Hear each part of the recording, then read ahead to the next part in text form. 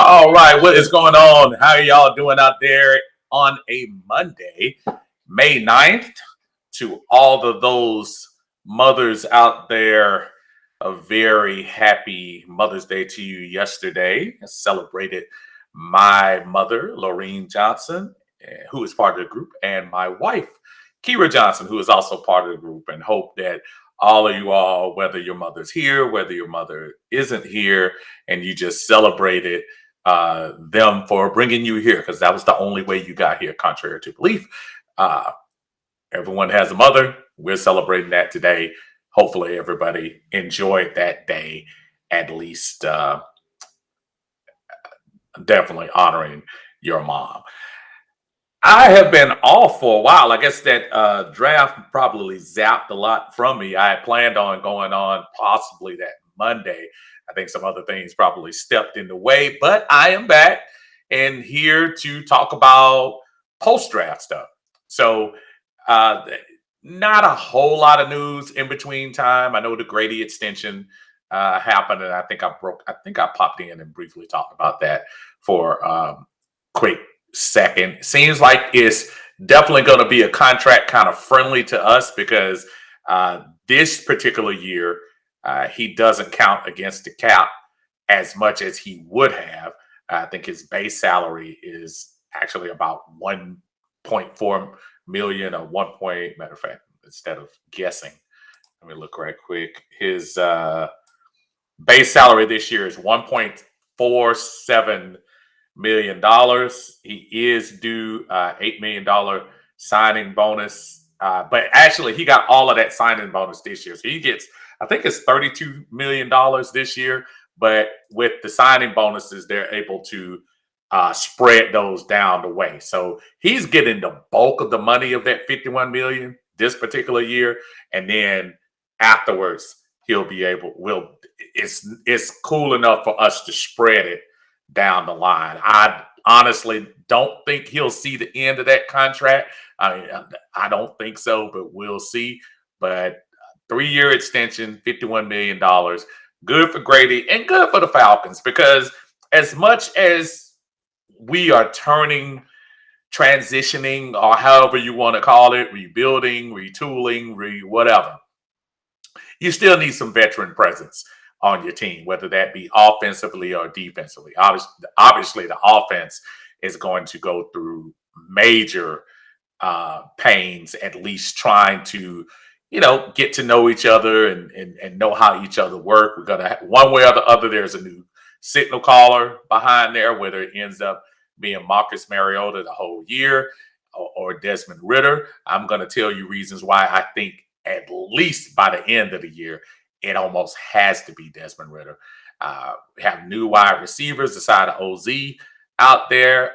Drake London, #1 pick this year, is going to be out there at the wide receiver. Have a couple of new running backs to add to Cordero Patterson, with Damian Williams back there, drafted Algier out of BYU, and released Mike Davis this week. Not a huge surprise that we did that, but kind of nice that that's not dangling on. We re-signed Ollison this year. Hopefully he gets an opportunity to at least get a couple of carries. It seems like every time he does, it's not like he embarrasses himself. We could have done better with Ollison out there than what Mike Davis gave us on the field. Off the field, Definitely man of the year candidate for the Atlanta Falcons. So say what you want to say. He did what he had to do. But as far as that's concerned, man, I mean, we're just kind of slowly getting into this season because really, aside of the little sprinkle count that they have in about 2 weeks, that's nothing. That's basically another walkthrough camp and everything. I'm not even sure they can have pads on at the camp that they're doing in May. I don't think they can, but I'm not sure. I don't think they can put pads on until July. So you're not going to get any major stuff coming on. So what I thought I would do tonight, if we got a chance to, here in the Atlanta Bird Gang and on Uncle Steve's Lounge on YouTube, I thought we would just put the Wayback Machine on. Look, this is a year of transition. This is a year of newness. This is a year of a lot of things aren't going to be done as they were done in the past. It is not, I'm not over exaggerating by saying the loss of Matt Ryan will make things different. I didn't say it was, he was, it's horrible to get rid of him. I'm not saying this, we should have kept him. I'm not saying all of that. I'm saying, but it's going to be different one way or the other. That man missed 3 games over 14 years. So there is going to be some different vibes going on at the quarterback position. So that being said, I thought I would just post a question up, not only at quarterback, but I was just, started to just reminisce about my Falconhood and going back to my younger Falcon days and even in the middle, younger, and even now. Who are your favorite Atlanta? Who is your favorite Atlanta Falcons player of all time? And when I say favorite player, I'm not talking about stats. I'm not talking about necessarily the best. I'm talking about your favorite player. Who did you say was your favorite player from the Atlanta Falcons going forward? I have always kept William Andrews as one of my favorites. I have a couple other that I'll name along the line, but hopefully I can hear from you guys and see what you will say as far as that's concerned. Going into the comments section over here, what is going on, brother RJ? Welcome back. Yeah, man, just been off for a little bit. Just kind of took a little time to exhale and get back on here. But yeah, nice to get refreshed. Nice to talk back to the peeps, man. I know this is time for NBA basketball. Trust me, over in the corner of my eye, I'm ready for them to get started on that. So that's why I'm not going to keep you guys super duper long tonight, but definitely for an hour or so just to catch up on some of the Falcon talk here. Christian, what's going on, man? What's good with you? Good to see you out there in the land. So you guys, who is your favorite Falcon of all time? Again, not so much the best. Who was your favorite? If you sit here and tell me that Mike Davis was your favorite Falcon, that's your favorite Falcon, not mine. Just tell me who was your favorite. Dave, what's going on, man? How you doing? Dave is joining us on Uncle Steve's Lounge. Again, we're going to talk about your favorite Falcon and also talking about some post-draft stuff. What are your thoughts on the Falcons? What are your thoughts? 1 week later, we've all had a chance to exhale. We all had a chance to realize we couldn't get every single player we wanted. So just how y'all, what are y'all thinking right now? Dave says, whoever don't have patience, please save yourselves. Yeah, I know you're gonna have to have a lot of patience with this team this year. And I'm not one to try to build up fantasies and build up like false hope, but I do on paper like a couple of the moves that they made free agency as far as people to fit in. Now, if you think for 1 minute these are long-term answers, you're fooling yourself. As far as even Cordero Patterson, 2 years, that might get him to the end as a running back. That's probably the end of his road. That was probably why that was a tricky one altogether, because you don't want to invest too much in these running backs. As you all see, they kind of break down a little easier. It's not a matter of them breaking down purposely. It's just the running back position is a rough one, man. Uh, Maddie Trainer says Vic all day, and look, I say this all the time when it comes to number 7. Michael Vick brought he lit a different type of fuse here in the Falcon era. There was a different vibe that was going on, and you gotta remember too, when we got Vic, we were only what 3 years removed from the Super Bowl. So it's not like we didn't have a chance to taste a little bit of what it feels like to be close to the mountaintop. So for Vic to come in and change that whole vibe, I thought that was really good, and that was a nice era for us with Mike Vick in here. I know, aside of the off the field things, that dude was electric. He's one of those people, and we talk about it all the time. When you're in your seats in the stadium, he's one of those that you get up. The people behind you always say sit down, because he's that player that makes you get up. Like you throw the ball to Julio, everybody gets up. Mike Vick was a get up person, and that was pretty much some fun times for that. Hey, Lisa, how you doing today? Thank you for joining us in here today. RJ says Vic too. I figured there would be a lot of Vic people on here today, and understandably so. When I first got the opportunity to see him, and I'm trying to remember exactly which game it was. I'll probably have to go back and check. Dang. Now, obviously, it was 2002, but I just can't remember what that first home game was. But I do remember the battles between him and his cousin, Aaron Brooks. We went to New Orleans a couple of times, my wife and I, back in those days, and watched them do the New Orleans Falcons. And it was a little different vibe then, too. Not to say that that's changed. We still don't like New Orleans, and they don't like us. But it was a little different having Vic at quarterback and Brooks at quarterback. And I'm sorry, folks, that was historic at that time for those of you who don't like hearing that. But it is what it is. And the energy was just full. It was absolutely amazing. Anytime number 7 was on the field, man, just crazy. Lisa says Roddy White is a fave for sure. And it's so funny to me when people talk about Roddy White, and I love Roddy. Roddy was a great player, but Roddy's career was kind of divided when you think about it. Roddy came here from Alabama, Birmingham, and number one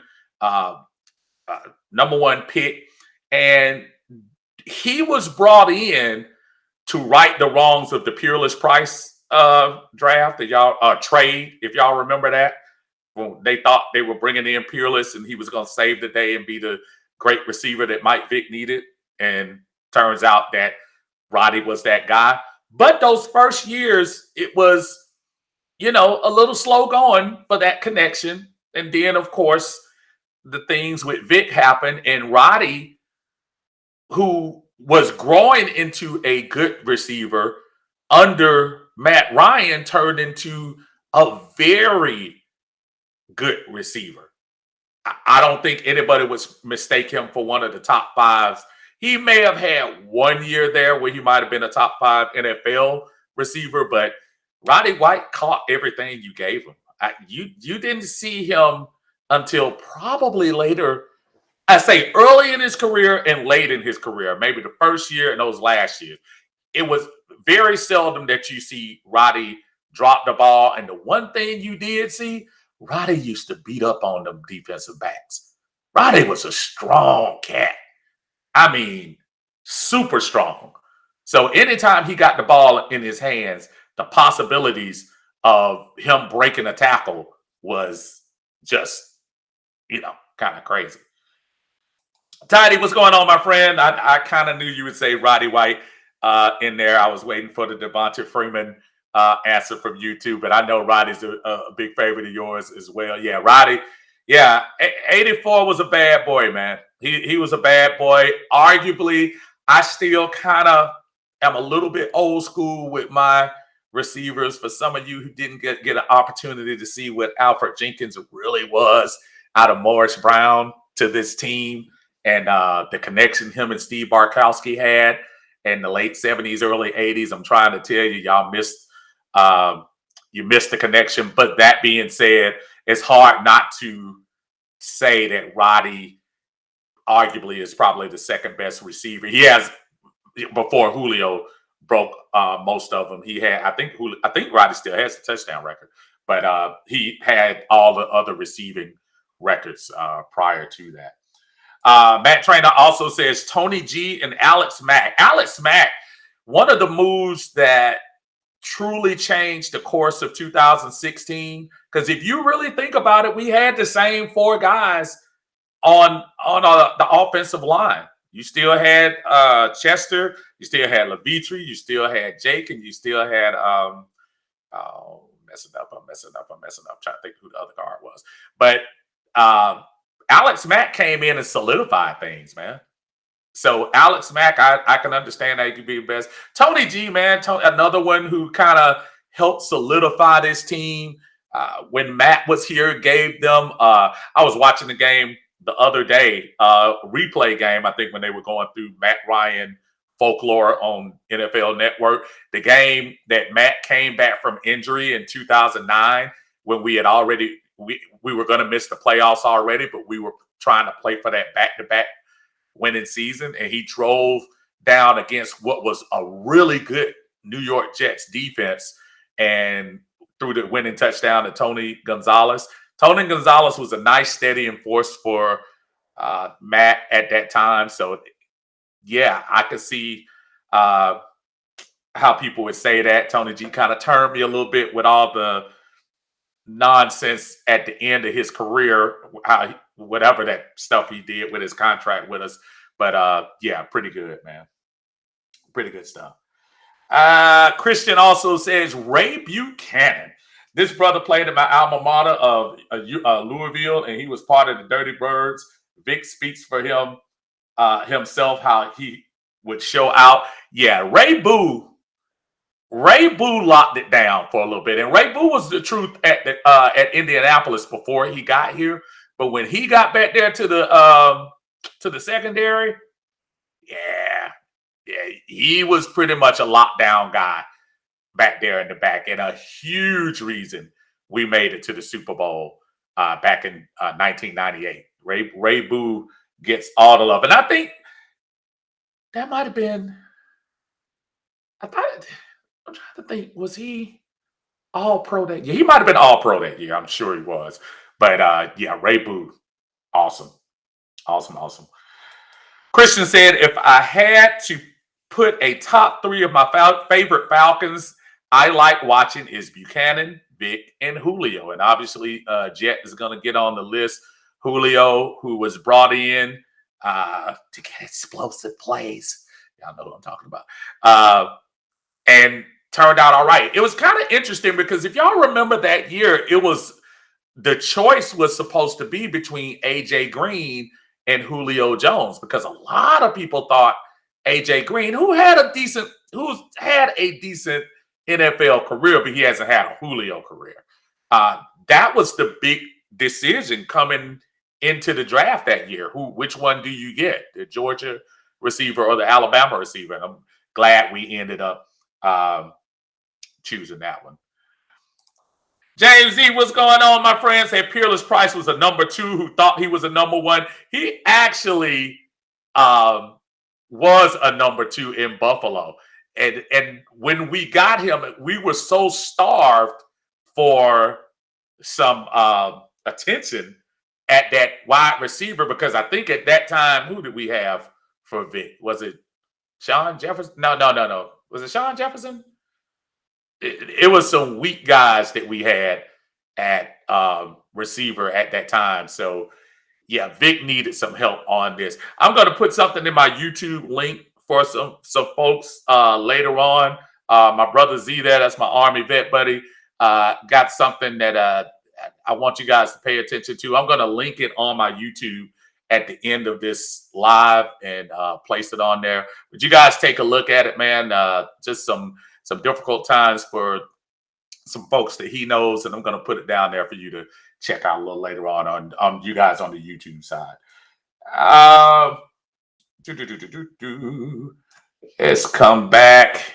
Is that Brianne? That is Brianne. How are you, ma'am? Says Roddy liked to talk trash and could back it up. Roddy, look, if you had Roddy had a wrestling background.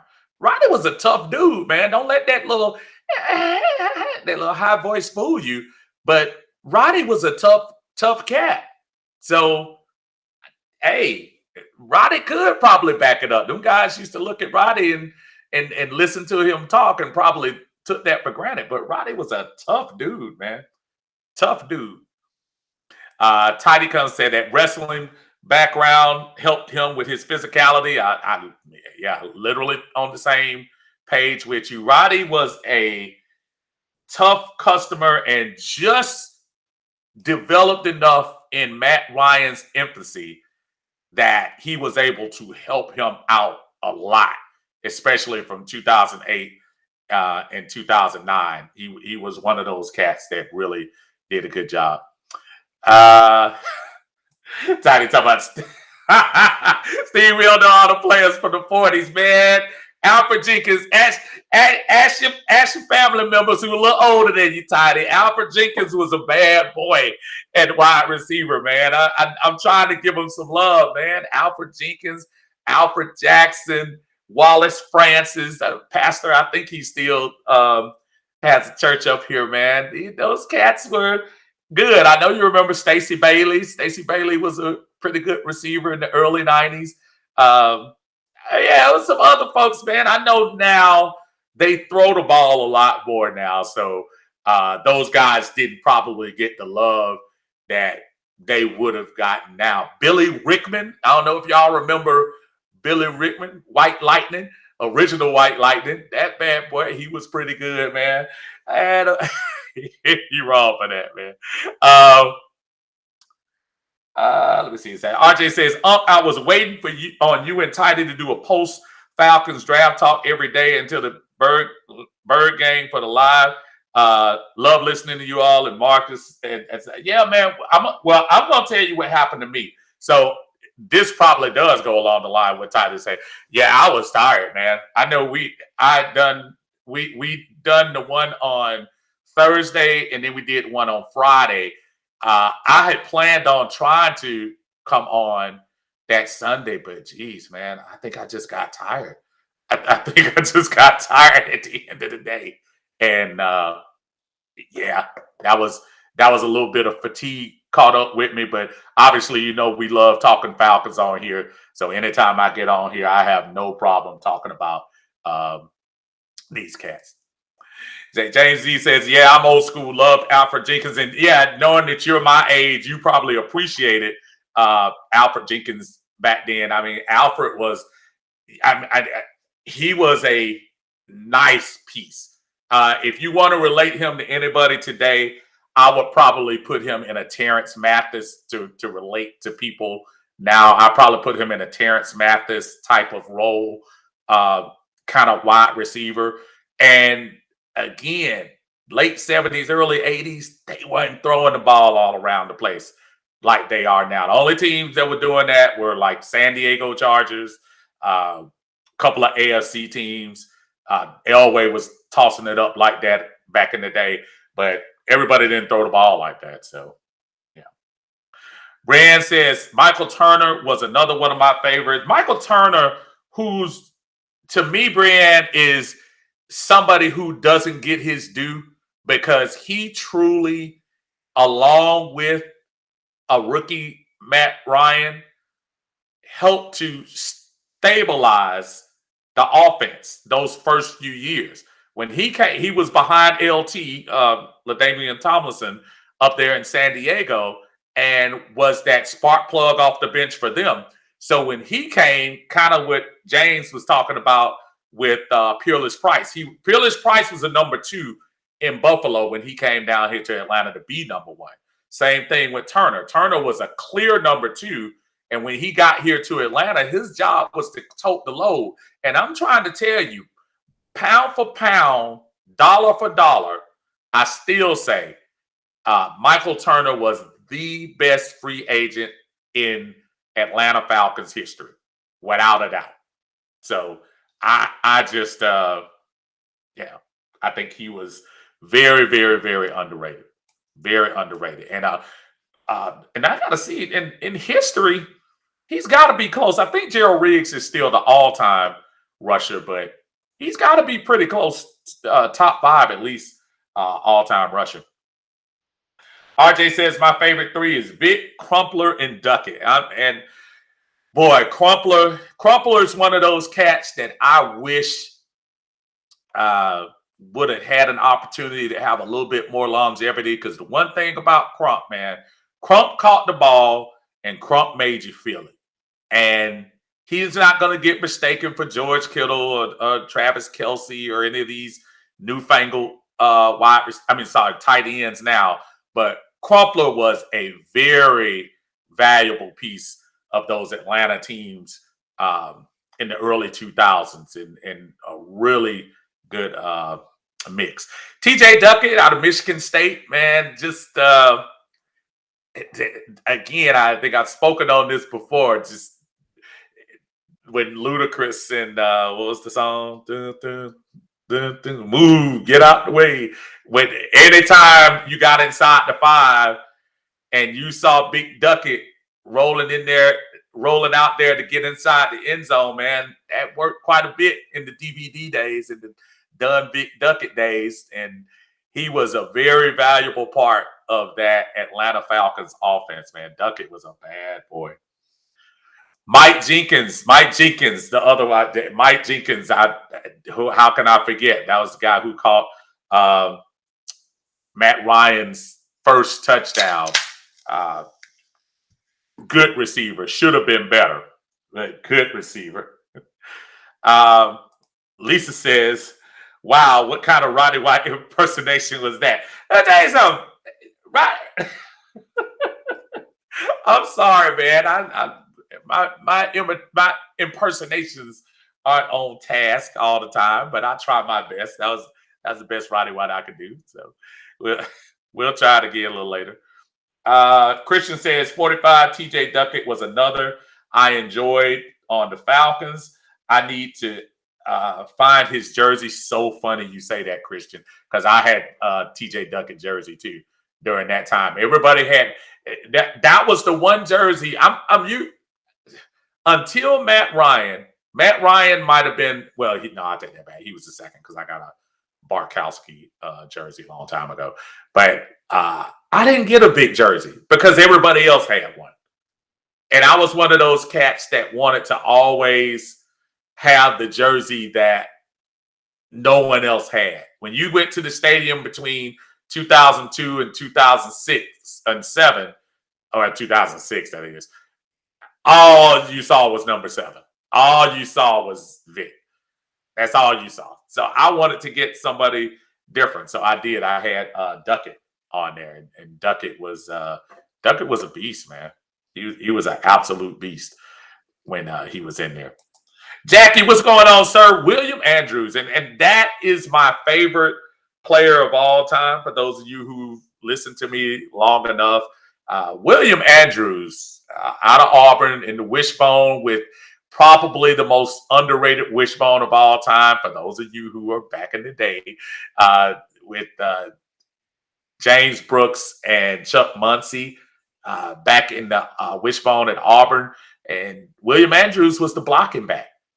And when he came to Atlanta and got his opportunity, I'm trying to tell you, if the man didn't tear up his knee the 1 year, and he came back and still ran pretty good, but I'm sitting here telling y'all, William Andrews was the absolute truth. He was you weren't gonna tackle him for a loss.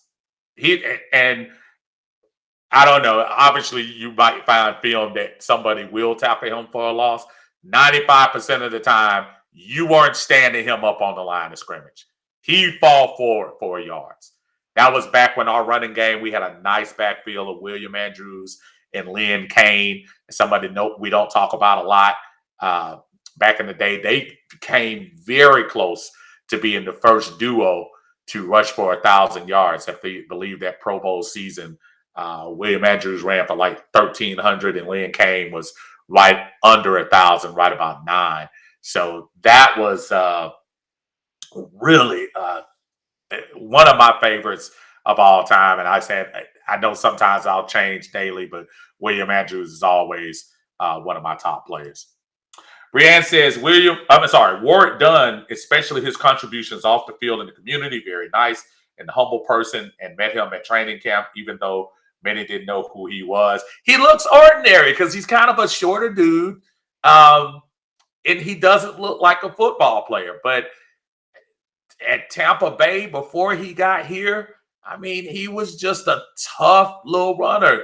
And I must admit, I kind of questioned when we brought him in, because I was saying to myself, I said, wow, it seemed like we would get somebody with a little more ruggedness back here to run that ball. But they brought Dunn in, and Dunn was a workhorse, man. Dunn ran that ball. I would arguably say he ran the ball harder here than he did with Tampa. He got a lot of opportunities to do that. And obviously the things he was doing, with the history of, I think it was his mom was killed in the line of duty, I believe, police officer. I think that's it, the story. And if I'm saying it wrong, somebody correct me.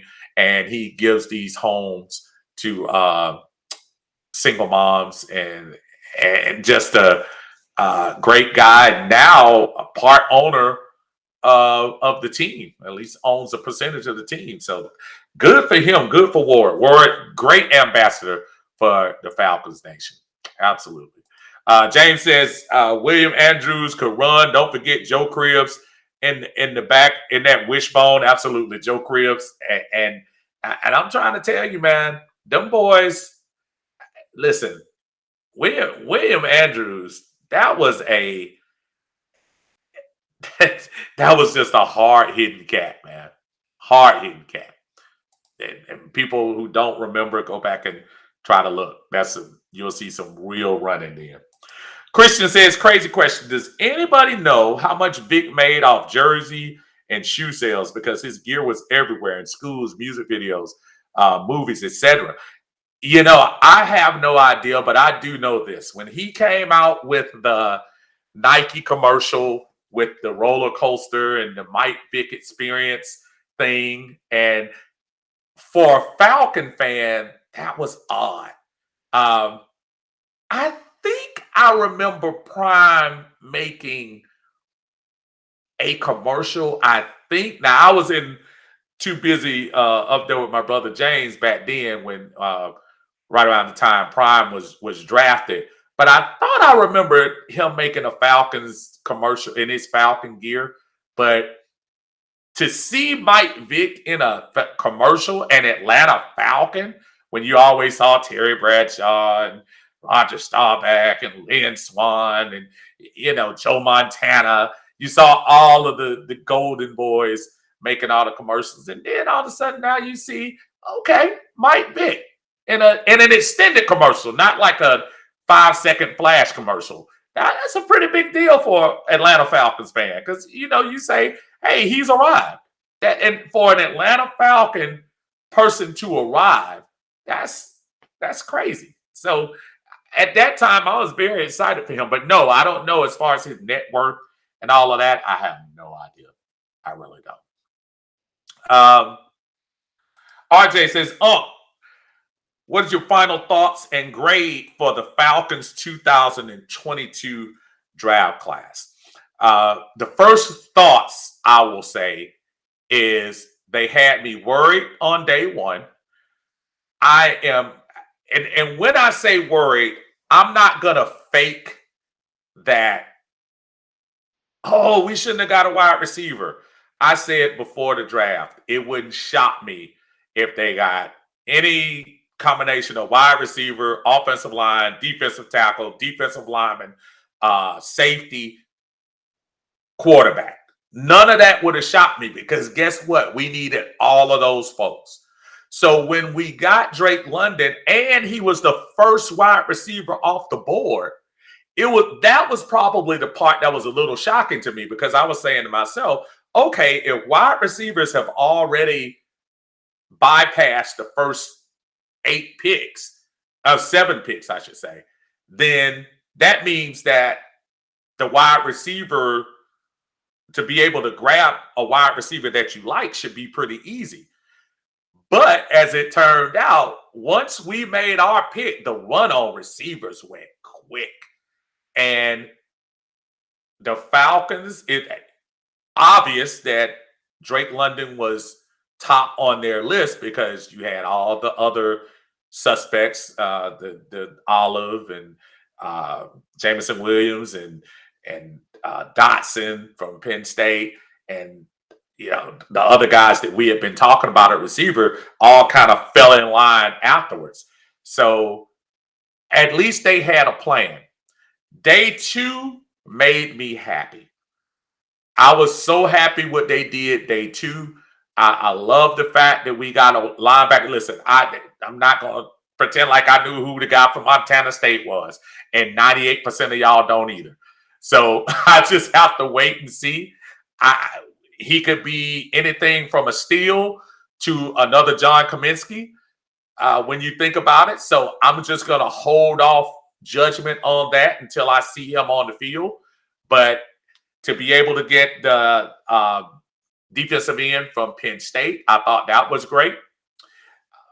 Ritter, I say again, the Ritter situation to me is a situation where you cannot lose. You got a third round. You have somebody who was rated as one of the top 3 quarterbacks, and you got him in the 3rd round. So you got a couple of things working for you. You don't have to pay him out the yin-yang. The guaranteed money is definitely not going to be there. They're probably going to give him some, but it's not going to be near or what it would have been. And if it works, Terry Fontenot is a genius. But if it doesn't work, it's a 3rd round pick. So you really can, toss it off and don't worry about it. And as I was talking about at the beginning of the stream, in this particular case, with them drafting Desmond Ritter, barring the Falcons jumping out to a unbelievable 10-3 record or something like that, you have to play Ritter. And the reason why you're going to have to play Ritter is because next year, allegedly, is supposed to be one of the best quarterback drafting years in recent memory. So you better find out what you have in Ritter now before you go into next year. If we get into December and we're playing a 4-8, 4-9 type thing, you got to put Ritter out there and see what he looks like. Is he the diamond in the rough, or is he somebody that you look to hold on your bench for a little while? Either way, he's a 3rd round pick, so it doesn't really matter. It's not a big loss. It's not like, oh my God, Desmond Ritter, we could have got this person, aside of maybe Nakobe Dean. But other than that, it's not like you were risking that much. So I love day 2. So as a whole, if you're going to give me just an impulse grade, I'd give them a B+. I can't give an A yet because we had more holes than draft picks. So if you know what I mean. So you can't really do a full. So my partial grade right now is B+.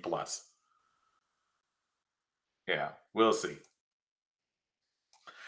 Jeremy Thomas says, where all the Prime fans at? Now, see, this might run into some stuff too, because as we were talking about, as Tidy was making fun of me about the Alfred Jenkins thing, you remember Dion was drafted almost 3 decades ago. I mean, a lot of people want to say prime, but really, he was only here for a cup of coffee. And when you start talking about favorite of all time, yeah, for a moment in time, but a lot of people remember Prime more in Dallas. A lot of people don't even know that he had the Super Bowl year in Frisco.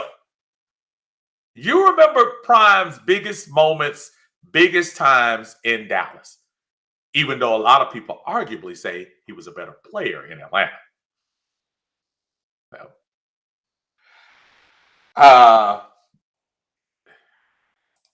Brianne said that was my favorite commercial because I wish I rode the Mike Vick experience. Brianne, I'm not gonna touch that one. I'm gonna move on.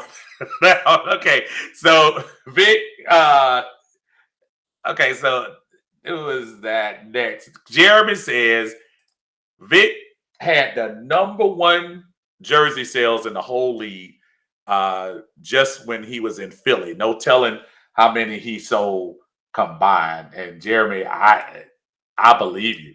That's wow. But it doesn't surprise me. Again, anybody who was at the Georgia Dome, dude, everybody was wearing Vic jerseys. Matter of fact, the only time you saw crowds that weren't wearing Falcons and Vic jerseys was probably if legacy teams, and I'm talking about Pittsburgh, Green Bay, any of those type teams came in, or the Saints. Other than that, Georgia Dome, even if it was empty, it had 80% Falcons. So that was, that was just something we don't see today. Hopefully we'll see in the future. Dondra, how you doing? Good to see you out there on Uncle Steve's Lounge. Thank you for joining us today. I appreciate it. Brother Nicholas, how you doing, sir? Say, honestly, my favorite Falcon of all time is probably going to be Deion Sanders. There's a prime vote. And I was definitely a Michael Haynes fan as well. Michael Haynes was another one, man. Michael Haynes, king of the long pass. Because Michael Haynes would go out there and get it. Chris Miller, he'd go out there and get it. So, yeah, that's somebody that I haven't heard his name called yet. And again, Prime, man, give Prime his due. Prime was a bad boy. He put Atlanta back on the map as well. The 80s, aside of the one little blip playoff year we had during the strike season, but most of the 80s were pretty forgettable. And Prime being drafted brought a little bit of energy to Atlanta. So, hey, we'll see. That was... Brianne says Sony Michel just signed with Miami. Where are they getting all this money from? People were getting out of Miami, though, Brianne. People were leaving. Remember they had the drama with the owner and stuff? Those players don't want to be around that stuff. When you start talking about owners got some undercurrent stuff going on. So they probably could afford that. And remember, Tua is still on his rookie contract. So it's not like they're paying him out the yin yang. The Tyreek thing, that was Tyreek. Every wide receiver should have got up from their seats when Tyreek got paid that. Because between him, Stephon Diggs, look, Cooper Kupp is sitting back waiting. DK Metcalf is sitting back waiting. What's my boy in Frisco trying to get out? Debo Samuels is sitting there trying to, see what happens next. They all need to get up and give Tyreek a big round of applause. A.J. Brown, Hollywood Brown. That receiver market just went crazy. And remember, just 15 years ago, that was the money running backs were getting. Unfortunately, we were one of the last teams to get suckered into that. See Devonta Freeman. But wide receivers now, which to me is kind of crazy because I think wide receivers are less durable than running backs. If you mess around and find the right wide receiver and can get the best out of them of 3 or 4 years and then let them walk, see Calvin Ridley, move on to the next phase if you can. There are a few absolute great wide receivers right now. I think everybody right now is on that level that they are really good receivers. But right now in the league, aside of Tyreek in his skill set, which meaning that speed, I mean, all the other receivers to me are bunched in the same category. Debo Samuels, Cooper Kupp, Jefferson from Minnesota, Odell Beckham. They're all pretty good receivers. You can't have 30 elite receivers. I think they all have the same skill set. Who are the great receivers right now? When Julio and AB were on top of their game, there was nobody, there wasn't even a question. But now you got somebody who's barely 6 foot getting the most money in the NFL at wide receiver. That's a lot. It's a big change.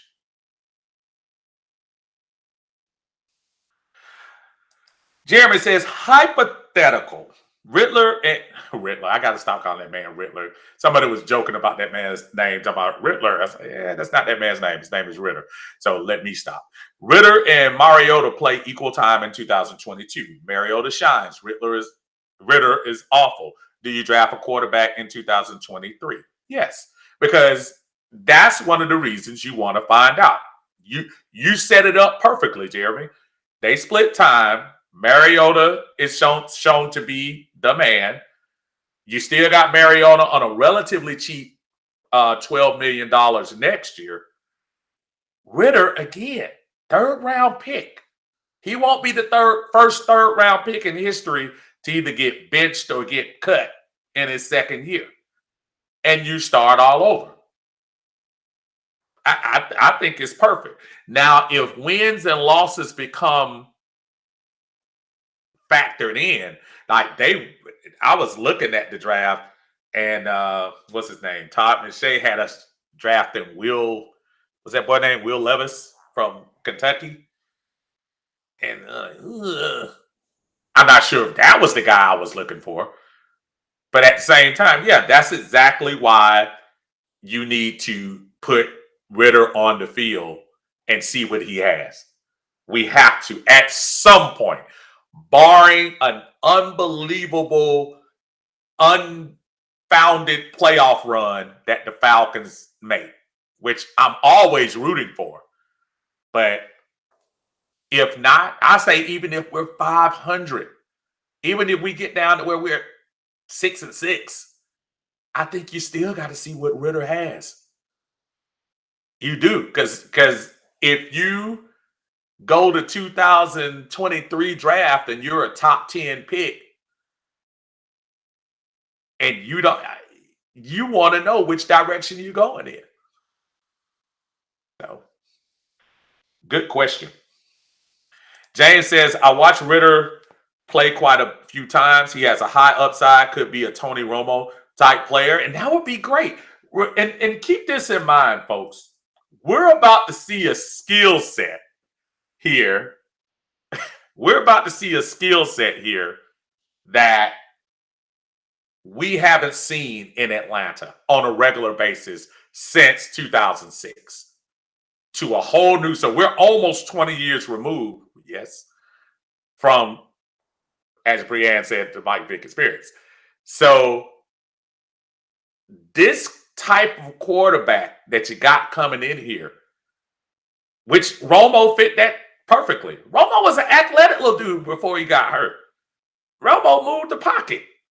That's why Romo wasn't great, but Romo was solid enough to keep you in games. And if you get me that, I'm fine. I'm not looking for Joe Montana this year. I'm not looking for Tom Brady. I just look for somebody to give me some hope to go have the trajectory going that way. So I don't know.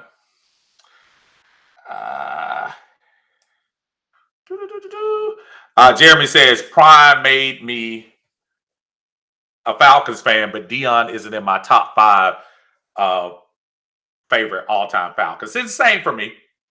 I love Dion. I thought what Dion brought was great, but I don't look at Dion. I look at Dion as a Hall of Fame player who had a cup of coffee with us, even though he was drafted. I understand that, and I know that means that's a little bit different for the Atlanta Falcons.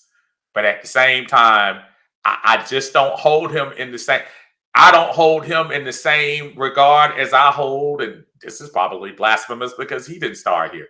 I don't hold him in the same regard as Michael Turner. I think Michael Turner was more instrumental in our team and our team's victories over the years than Prime ever was. What Prime did during his Falcons years benefited Prime. Go back and look. He took us to one playoff run, a great run, a too legit to quit run.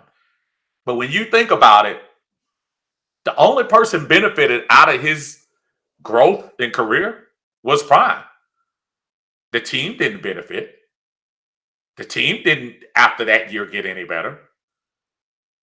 That means a lot to me. As a Falcon fan, that means a lot. I want somebody who's going to move my franchise, not just yourself.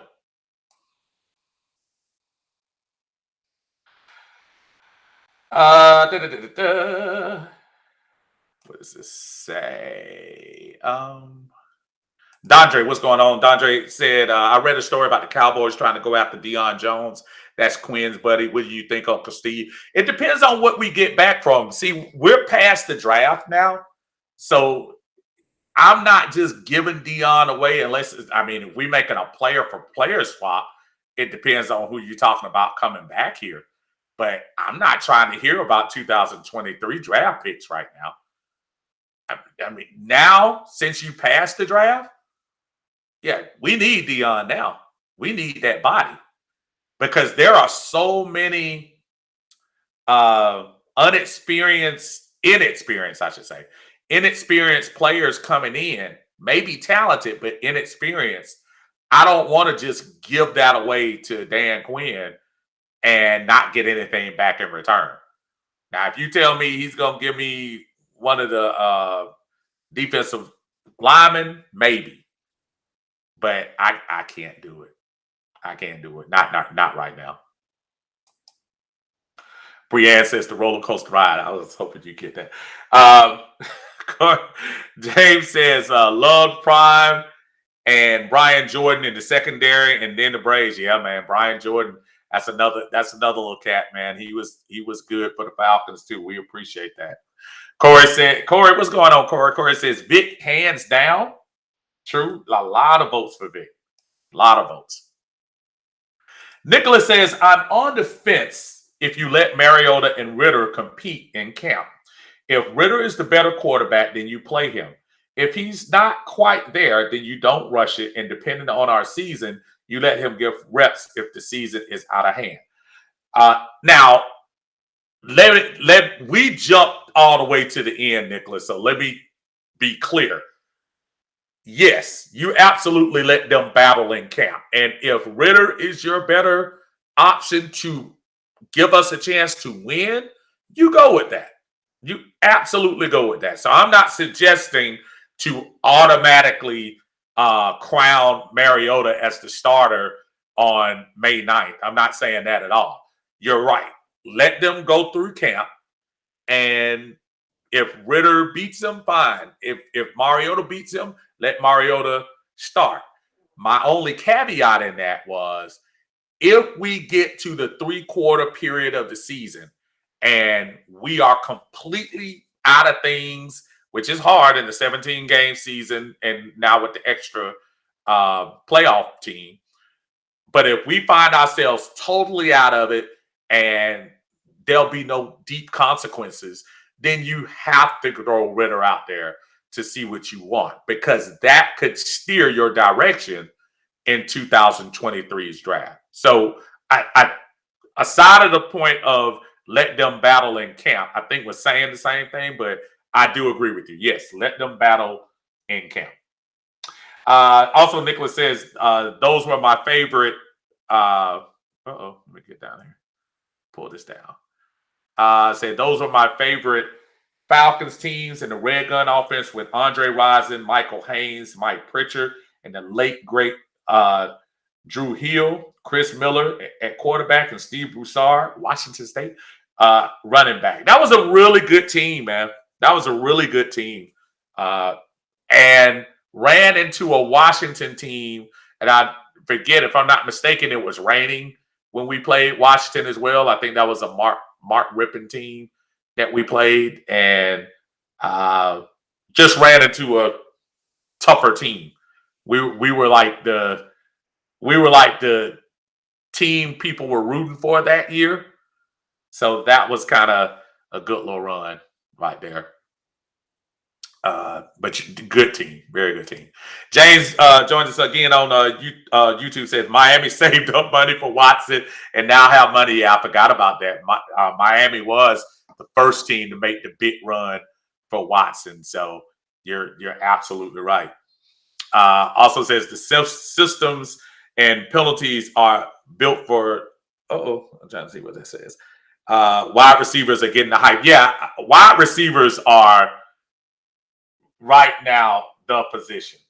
You got to have somebody that can open up your offense. You got to.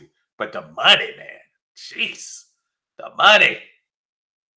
Killian said the Riddler nickname. Hey, I hear you, man. I don't know now. If he says he likes it, that's fine.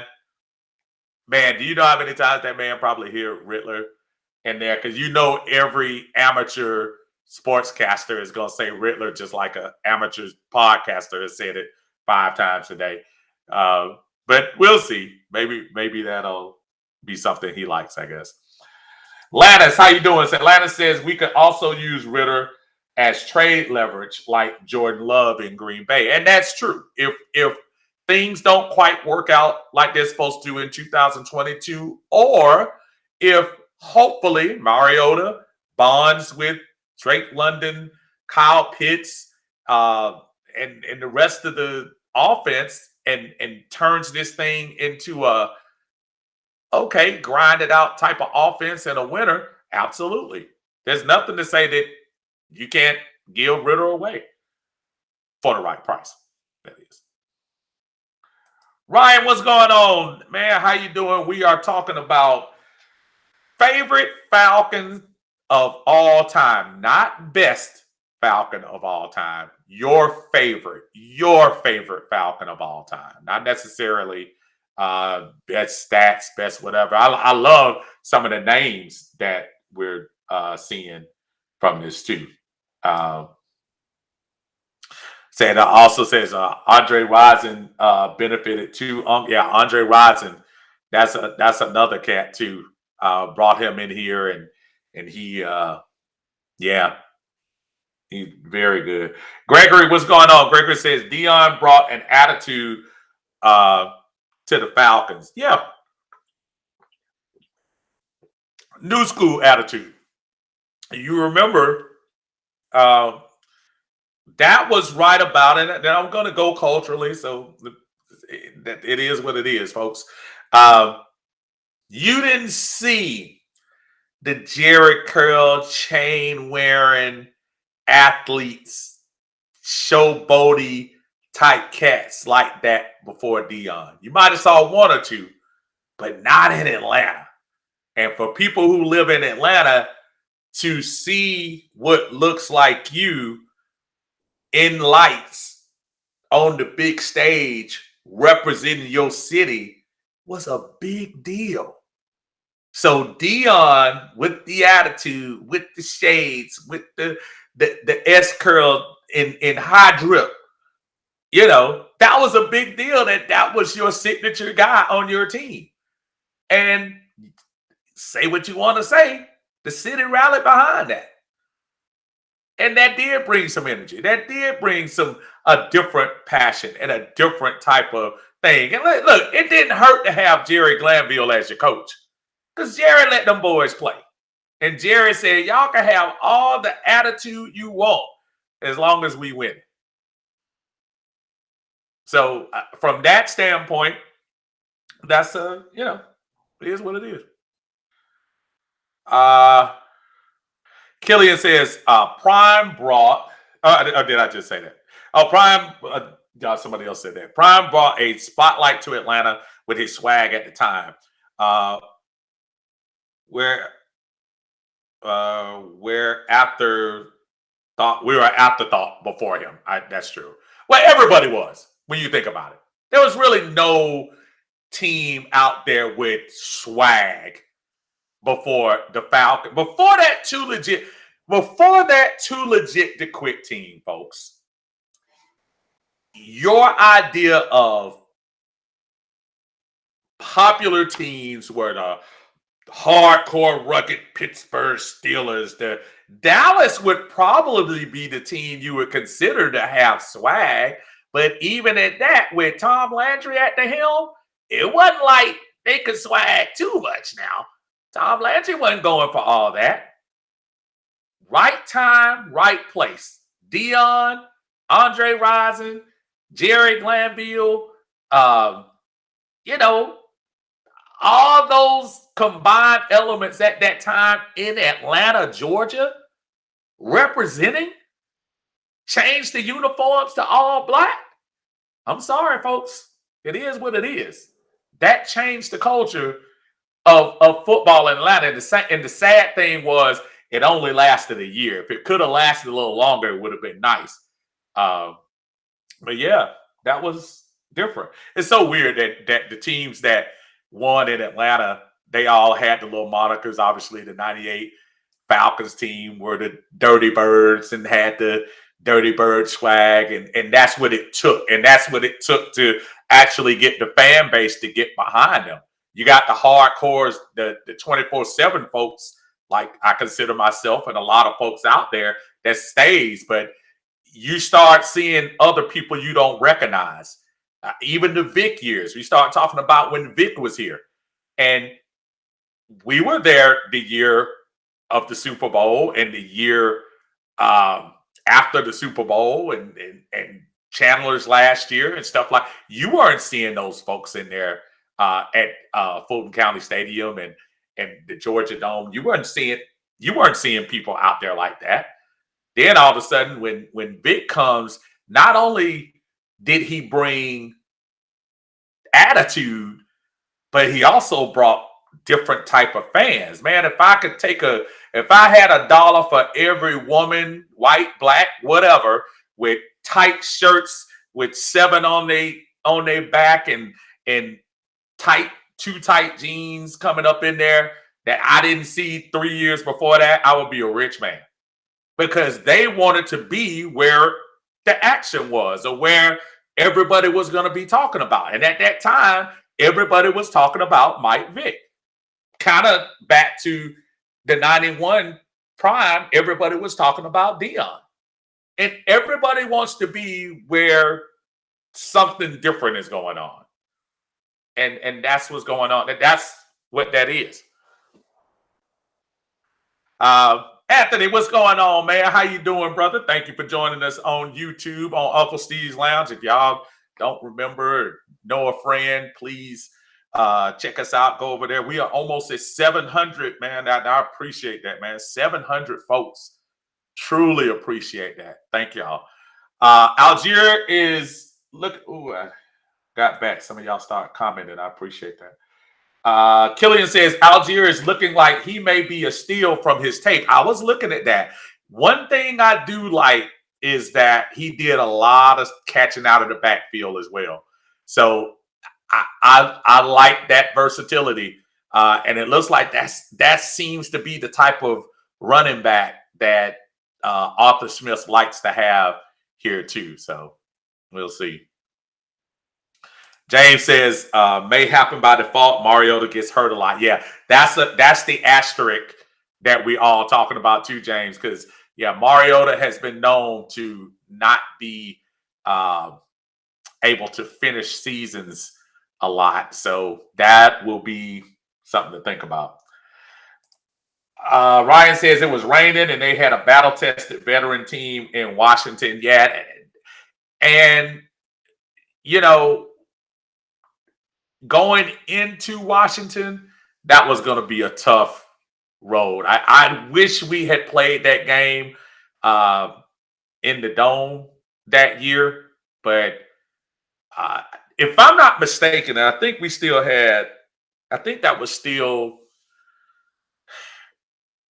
when we played New Orleans in the playoffs. I think, was it Frisco had won the division, or I'm trying to see why we met in the wild card like that. But either way, it would have been nice to have home field that particular game and see if that would have turned out all right. Ryan also says they had 3 Hall of Fame players on their Skins team in 91. And your favorite player is Jesse Tuggle. Jesse Tuggle, the hammer. Bad boy. That's a bad boy, man. Of course, you know his son is here with us on the team now. But Jesse was a bad boy. He really was. Jaqual, what's going on, man? Jaqual on YouTube said Roddy is my favorite. I think us going with Ritter in the round, we took him, doesn't bode well in terms of him being our definite future guy. I also don't think it's fair to say Felipe isn't I'm assuming you say, in the conversation. I see you ended it on the other one. I'll disagree with you about Felipe being in the conversation. The one thing I do like about Felipe is that at the end of the year, I know in the Detroit game that I was in, Felipe came into the game about 4 or 5 times at tight end. Felipe being an undrafted free agent last year is probably looking to find his place on a team. And going through Arthur Smith's system, whether as a quarterback, whether as reading the tight end or whatever, I think it would behoove him to try to do whatever he needs to do to just stay on the roster. I don't think he's truly going to be in the mix as a backup. If he was, I think they would have probably just got Mariota and maybe another veteran to come in here. I think the drafting of Ritter didn't speak so much about yes, it spoke a little bit about the quality of quarterbacks coming in the draft, but I also think it spoke about, you know what? There were just a lot of players in other spots that people wanted this year. And that was evident when Kenny Pickett was the first one off the board, first quarterback off the board at number 20, that this just wasn't going to be the year of quarterback. I think Ritter has the opportunity to be pretty good. Matt Corral is somebody that I was talking about and saying, I wish that's somebody that we could sit on the side and see. He's intriguing to see what he does. Of course, I know a lot of people locally were disappointed that we didn't take the chance and Malik Willis. But, at the end of the day, I think he's going to get a chance. He's probably in a better situation up there in Tennessee behind kind of fragile Ryan Tannehill, who's scared to mentor people. So he might be he might have a better opportunity up there in Tennessee than he would have down here. So I don't know. Tony Gonzalez D says, Tony Gonzalez is my favorite all-time player just because the person he is and how he played the game. Gonzalez was a bad boy. I was, if you ever go back and look at, it's not First Take. What's the Shannon Sharp show? Undisputed. And he had Tony Gonzalez. It was about 5-6 years ago. He had a Tony Gonzalez as a guest on there. And Shannon Sharp is, as much as he talks jumps, I run hot and cold with him. Shannon is he's okay, but sometimes I'm like, yeah, a little full of yourself too, which is fine. We all have egos in certain places. But I think he hates the fact that Tony Gonzalez gets more love than he does. And during the interview, though, I think he was definitely joking a lot during the interview. I think he hates that people think Tony Gonzalez was that much better than him. And let me verify, he is. But I just think he doesn't like that. And that to me is just something that I think just eats at him. It really does. Mike, what's going on, man? Michael says Neon Dion for me as far as best Falcon of all time. Lisa says Prime said he chose Atlanta and that Atlanta didn't choose him. Well, and he also, if you remember, Lisa, when he came back for the Ring of Honor thing, he also came back and said if Arthur Blank was the owner, he would probably have stayed a Falcon too. So when you start thinking about that, yeah, he probably would have been here. Ryan says Thomas Hollywood Henderson was prime time before prime and was cokehead too. Yeah, he was, but he wasn't the defining player on that team. When you're on a team with Staubach, Pearson, Tony Dorsett, it's kind of hard for you. Yeah, you get your attention and for the wrong reasons, but you got your attention. He was a good player, but he wasn't the man. Prime time, from the time he stepped in here from Florida State, was the man on the team. So a little bit of difference in that. I know he might have had some of the things he did, but Hollywood by no means was close to what Dion's impact was. And not his fault, just saying there were too many other stars on there as well. And for those of you peeking back and forth, Boston and Milwaukee tied at 38. Milwaukee just hit a free throw. 3 minutes, 54 seconds left in the first half. Anthony Booker says Jesse Togel and Deion Sanders are my two favorites. Looks like that's what we're getting, a lot of Deion. Now, nobody was saying Deion earlier. Now everybody's coming in saying Deion, which is cool. At least says Dirty Birds. Killian says Vic brought everybody. He absolutely did. No doubt in my mind.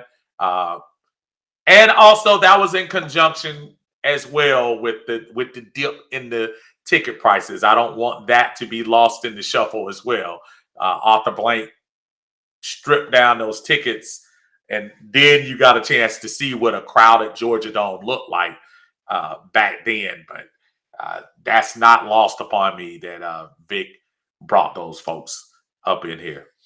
Hey man, what's going on? Said team looks decent after draft. Got a long way to go, and the patience that the fan base is going to have is going to be different than the years before. Because what happened the years before, and let's be honest with ourselves, when number 2 was here at quarterback and was at the helm of teams that were getting worse and worse and worse, I think a lot of people blamed his presence on why the team wasn't improving, why the team was stagnant, why the team wasn't making any moves. Now you're going to get a different type of person calling your signals. You're going to get a different type of athleticism, no matter who it is at the quarterback position, no doubt. So what people are going to have to realize now, that it's going to take a second for these guys to get on the same page. It's going to take a second. So just be patient. I still think better days are coming for this franchise. I truly think we're looking at probably 23 or 24 before we start reaping some of this, some of these picks and moves that we're doing now. But that doesn't mean we can't win now. Matter of fact, as soon as I get through a couple of these comments, I'm going to show you something else that we were talking about.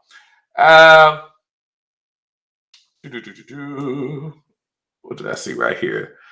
This says Shannon Sharp will never be better than his brother Sterling, period. And Tony G is better. Yeah. Let me tell you something. And for some reason, I can't see who that is. Uh, Whoever just wrote that last comment, one, you're correct. For those of you that didn't see Shannon Sharp play, let me tell you something. I mean, not Shannon Sharp, Sterling Sharp. Sterling Sharp arguably was the best receiver in the league the years he was in that wasn't named Jerry Rice. Sterling Sharp was the truth. And it's kind of messed up because I know there was a big deal a few years ago when Terrell Davis uh, wasn't put into the Hall of Fame because he had a short career, but he was a key part of those Super Bowls. So that kind of helped him with his legacy and finally got him in. Boy, I wish somebody would really go back and look because when Sterling Sharp was playing, yeah, it wasn't arguable. He was absolutely a top 5 receiver, and in a couple of years, top 2 receiver in the league. And I think one year he caught 18. Uh, yeah, Sterling Sharp was all that. So that neck injury really kind of messed him up. But for those that remember when he played, man, he was a beast for Green Bay, and that was before Green Bay really had a quarterback. So he was really good, really really good. Uh, Galen says not the best Falcon of all time, but my favorite is Roddy White. Didn't deserve to be exited off the team the way he was. But the thing is, Galen, and I probably didn't put it back on here. This wasn't best. This was your favorite. So if he was your favorite, perfect. You said it exactly like he did. Yeah, our 2015 was a tough year for Roddy. And of course, we know that was the year that Kyle Shanahan came in. We remember him and Matt bumping heads. We remember the Indianapolis Colts game where he threw the ball to Roddy 3 times. And still to this day, don't understand what that was. But yeah, kind of hated how that went. But I do feel like it was almost time then. I know we had to cut Roddy too, so it wasn't like it was a money problem or anything like that. But yeah, I think Shanahan was like, "Hey, I'm the man now. This ain't Dirk Cutter. This ain't Mike Mularkey. You know, this is me, and I don't want you here anymore." So yeah, it was tough, but Roddy never played again. So it's not like other teams were running in line to get him. So I don't know. Uh Michael says, "What do you do? What do you think we will do with Deion Jones?" I think Deion's going to be here this year. I think Deion's going to be our outside linebacker this year. I really do. I think he's going to still be here. Um, Gregory says, "William Andrews was my favorite Falcon. Mine too, sir. The reason I became a Falcon fan, it was hard. It was hard not to because, before I had my first couple of years were when I truly started sitting down and as a little pup and start watching with my dad were like the latter years of Dave Hampton, who was the first Falcon to run for 1,000 yards. Um, Almost lost it and then got it back again. Haskell Standback, Bubba Bean, that was the legacy of running backs when I was young. And then all of a sudden came William Andrews out of nowhere. And, third round pick? Trying to think what pick it was. Definitely wasn't first or second. But here comes this guy. And then we also got Lynn Kane as well, who I think Lynn Kane was actually higher. Lynn Kane came out of USC. But all of a sudden, here comes this guy that was just running over folks. Low key Earl Campbell. And probably a smidge quicker. William Andrews was absolutely all that. Gregory says, who do you think will be the Falcons leader next year? I think whoever's going to be calling those signals. We were having a debate about that in the group. Somebody was talking about who was going to be the face of the team. The face and the leader sometimes are two different things, but the face of the team is normal 95% of the time going to be the quarterback. I think there are only a few teams in the NFL where possibly that could be the defensive player. Maybe the Rams is the first one that comes to mind. But for the most part, back when Ray Lewis was with the Ravens, but for the most part, the quarterback is always going to be your face. For the Falcons leader, in order for us to be successful this year, that leader's definitely going to have to be Mariota or Ritter or whoever wins that job, because they're going to have to believe in him. And it's going to take a big-time leader with some of the inexperience we have coming in. Not to say we don't have some talent or some talent that can grow, but it's going to take a real leader to be able to turn these guys into winners. So I think whoever's going to call the signals is going to be the leader here. Let's see. Killian says Sterling was a beast out of South Carolina. Yes, sir. Michael says the second favorite Falcon was Bart. Man, I'm going to tell you what, man, it's interesting. All this time, nobody named Steve Bartkowski. And Steve Bartkowski has been to more, has had more playoff seasons than anybody except Matt Ryan.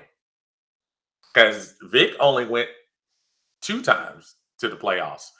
And Bartkowski went 3. Went 78 with the wild card team that went 9-7. Lost to Dallas in the Robert Pennywell game where he knocked out Staubach and Danny White came in and beat us. The 1980 team, where I still argue with somebody to tell me that wasn't the most talented, best team we had in franchise history. 12-4, number 1 seed. We were the number 1 seed in the NFL, and Dallas came to Fulton County Stadium. That other game we went to Dallas. Dallas came to Fulton County Stadium. We had them with 8 minutes left, and just like with New England, lost it in the end. And then we had one strike season that I think it was 82 or 83 season that Bart did. So yeah, Bart was a bad boy. Bart threw next to Doug Williams in that era. Next to Doug Williams, nobody threw a deep ball better than Steve Bartkowski. He was really good. I got an opportunity to meet him a couple of times when we were up in our seats, and he was up in one of the areas close to where we were. He's up in the sweet little area, and nice guy. Nothing but nice to me. Clearly, those knees aren't what they used to be, but he was a bad boy, man. Just injuries did him in more than anything else. A lot of people look back and he's always hurt. He was always getting hit. So for as much as people were talking about how great Mike Ken, Jeff Van Note, and all those guys were, Bart still took a beat back there in the backfield. But clearly, to me, he's the second best quarterback in franchise history to me, behind Matt. I know people will want to put Vic in that conversation. Excitement, yes, but best quarterback, no doubt that was Steve Bartkowski. I'm trying to see what this is. Man, it's called. Okay, this one says, I'm late, Steve, and I cannot see who this is. Who says I'm late? I'm late, Steve. Don't know what y'all talking about, but to answer the question, Russell Wilson is my favorite non-Falcon of all time. Well, I didn't ask for non-Falcon players, but And funny because I don't see who this is. So whoever that is, haha, but no.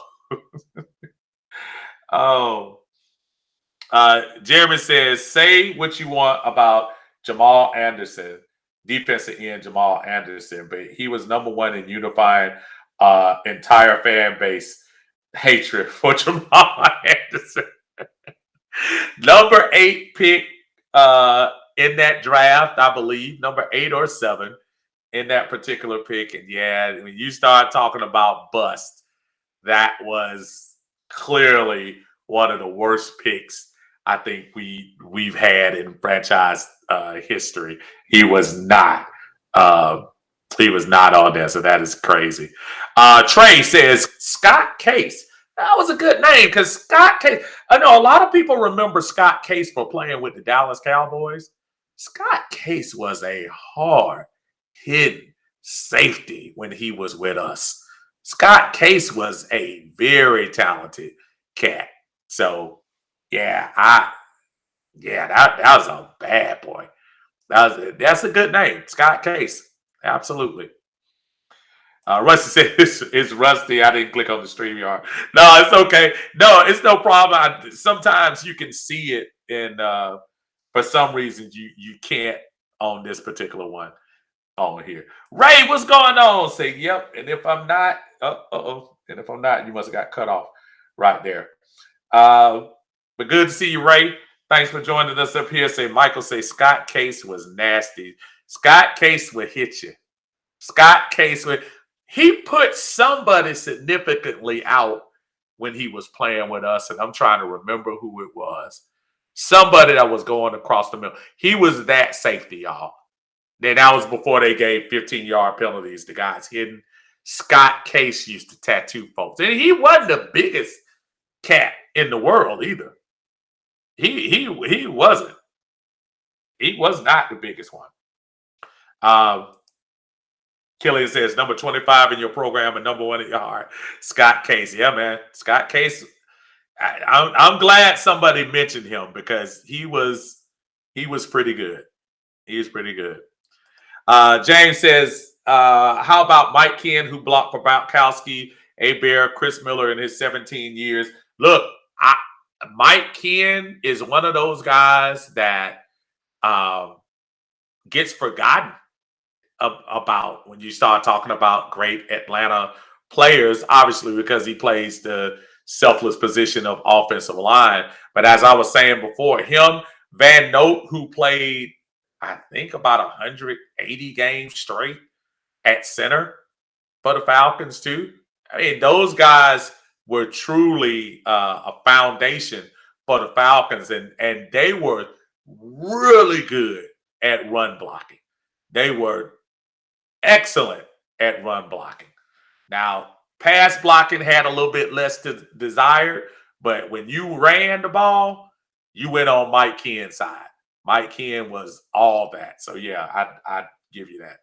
David says it was William Andrews that made me a Falcon fan. Again, same here, David. And matter of fact, I'm encouraged that I see a lot of pre 2000 Falcons being mentioned. I know a lot of people didn't catch on to the Falcons until after the Mike Vick years, and that's fine. Hey, whoever brings you here is cool. But there was a franchise prior to that, and William Andrews, again, for those of you, just go look him up. Look up William Andrews, Denver Broncos, and watch him knock my man. And I'm trying to think, what was my man's name for Denver that he knocked over, but he knocked the junk out of him, and he was pretty good. Ray says, if I'm not mistaken, I thought we were going Adrian Peterson that draft instead of Jamal Anderson. Yeah, that was kind of I had no idea what they were going to do that draft, but all I know was that cat was a waste of draft pick. And yeah, yeah, he was not the greatest pick in franchise history. That's for sure. uh, Jamal. I think about him along with the Parade Jerry's and folks like that, and that just turned out to be garbage. Uh, Killian says Craig Ironhead Hayward was a good one. Man, Ironhead, it was only here for a small period of time, but I tell you what, he was he was pretty good. He was a pretty good one. God rest his soul. That he gave us some hard, tough running. Old Ironhead, he absolutely did. I wanted to put this in here Thursday. Uh, don't forget on Thursday I won't be on. I don't know whether Tidy will be on as well, but we have the schedule coming out Thursday, and they got some leaks coming out already. I know they're doing the doubleheader for Monday night again, and I think I saw Tennessee Buffalo as one of the games that they were going to have on. Can't remember what that second one was, but uh, we know the teams already. Here are the teams lined up for us. And remember, we get the extra game this year because we had the London game last year. But when you look at this uh, lineup of teams aside of the division opponents that we play all the time, Arizona, San Francisco, uh, Rams, and Seattle, the NFC West, which is always tough. For the first time in a long time, Seattle might be a game that we're looking forward to because they should be pretty putrid this year. Drew Lock at quarterback, I'm not expecting a whole lot out of them. Arizona, it'll be interesting to see a little bit of turmoil there. Maybe they'll get Kyler Murray re-signed and see what he has left. San Francisco, who I thought going down the stretch was the best team in the NFC right up until the end of the NFC Championship. I thought Kyle Shanahan gave it away again. That's a team to be reckoned with. Cleveland, all of a sudden, we have Cleveland coming here. Cleveland looks like a team that might be on the other. I hope we catch Cleveland early, minus Deshaun Watson. Still haven't heard a lot about what's going on with that situation, but hopefully we can get them before that. Pittsburgh Steelers. Pittsburgh.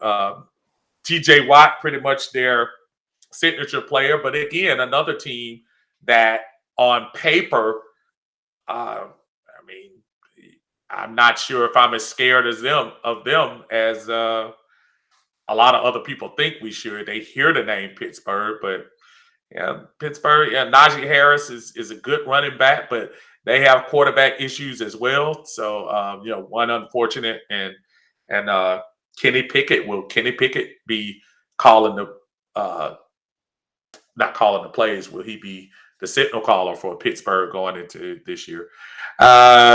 Chicago coming into town. What is Chicago going to do? Is Justin Fields ready for prime time now? Will he? And one of the other teams, a dark horse favorite for the Super Bowl, the LA Chargers, man. That Justin Herbert, man, I want nothing to do with him. But that's a nice home schedule that we have this year. So win or lose, those are some good games to come in. Road-wise, Baltimore Ravens with Lamar Jackson, always tough with him. Cincinnati Bengals obviously coming off the Super Bowl. Will they be able to keep that momentum, or will they go through their after Super Bowl jinx there? LA Rams, obviously the Super Bowl champs. Matt Stafford calling the shots, got to go out to LA. Hopefully we go ahead and get that over with early. Seattle, aforementioned Seattle, they don't have a quarterback. And then the Washington Commanders. Now they got Washington football team on here from earlier, but they are the Washington Commanders. So that will be coming your way. That will be coming your way on Thursday on all the channels. So I'm pretty sure. Again, it's not a matter of we know who we're going to play. It's about when. I'm pretty sure they'll try to line up those West Coast teams. Hopefully, we can line them up around the same time. So we go on the West Coast twice. So we go to LA and go to Seattle. So barring something weird, we probably only gonna have one game, two games at 4 o'clock this year. So that would be great if we can do that. So look forward to that happening on Thursday. David Starr says, if you want to talk about trade bust, throw the whole 2012 trade draft away. Yeah, Dimitrov left his fingerprints on everything here, man. And Michael said, I also like Bad Moon Rising, White Shoes, and Tim DeWhite. Yeah, White Shoes, man. Billy White Shoes for about a season or two.